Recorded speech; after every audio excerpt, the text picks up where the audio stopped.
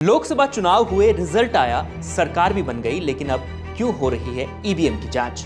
क्या ईवीएम में कोई गड़बड़ी थी? ईवीएम की जांच अगर हो रही है तो आखिर ऐसा क्यों हो रहा है? क्या इससे बीजेपी को झटका लगने वाला है? इन तमाम सवालों के सटीक जवाब आइए आपको बताते हैं। तो सबसे पहले ईवीएम की जांच को लेकर जो खबर आई है वो आप सुन लीजिए ध्यान से। तो चुनाव आयोग ने 6 राज्यों की 8 लोकसभा सीटों पर, जिनमें 92 पोलिंग स्टेशन है, वहां ईवीएम की जांच के आदेश दे दिए हैं। लोकसभा चुनाव के साथ विधानसभा चुनाव भी हुए थे। तो आंध्र प्रदेश और उड़ीसा विधानसभा की कुल 3 सीटों के 26 पोलिंग बूथों पर ईवीएम की जांच के आदेश जारी किए गए हैं। अब शिकायत किसने की? क्या चुनाव आयोग ने विपक्ष के तमाम आरोपों पर संज्ञान ले लिया है या उसके बाद यह कदम उठाया है? तो यह भी जानिए।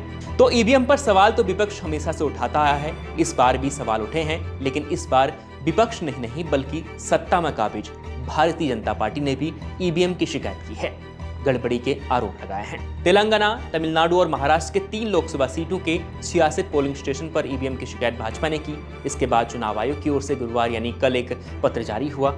जारी किए गए पत्र में बताया गया कि चुनाव परिणाम घोषित होने के बाद ईवीएम की जांच को लेकर लोकसभा से 8 और विधानसभा चुनाव से संबंधित 3 आवेदन मिले हैं चुनाव आयोग को, जिसमें शिकायतकर्ताओं ने ईवीएम के माइक्रो कंट्रोलर की जांच व सत्यापन की मांग की है और इस मांग को चुनाव आयोग ने मान भी ली है। और चुनाव आयोग ने कहा है कि 4 सप्ताह के भीतर ईवीएम की जांच शुरू कर दी जाएगी। किन किन लोकसभा सीटों के पोलिंग बूथों में ईवीएम की जांच होगी वो आपको बता रहे हैं। तो चुनाव आयोग यह तमाम शिकायत मिलने के बाद आंध्र प्रदेश के विजयनगरम लोकसभा सीट के 2 पोलिंग स्टेशन पर ईवीएम की जांच करेगा।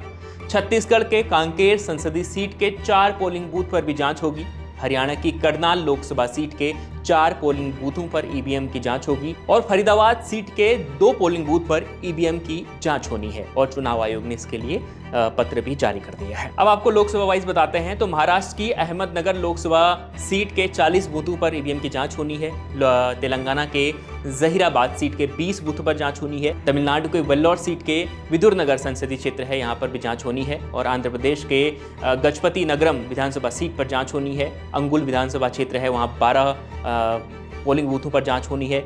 और उड़ीसा के झारसुगुड़ा विधानसभा सीट है, यहाँ से 13 पोलिंग बूथों पर जांच होनी है। तो कुल मिलाकर 92 पोलिंग बूथों के ईवीएम जांचे जाने हैं, जिसका आदेश चुनाव आयोग ने दे दिए हैं। अब बीजेपी के अलावा और किन किन पार्टियों ने ईवीएम की जांच के लिए चुनाव आयोग को पत्र लिखा वो भी आपको बताते हैं। तो बीजेपी के अलावा कांग्रेस, वाईएसआरसीपी और बीजेडी ने चुनाव आयोग को शिकायत पत्र लिखे, जिसे अब संज्ञान में लेकर एक्शन ले लिया गया है। अब देखते हैं कि यह ईवीएम पर क्या मोड़ लाता है। ईवीएम पर बवाल का भारतीय राजनीति पर क्या असर पड़ेगा, आप कमेंट कर बता सकते हैं और देखते रहिए India.com।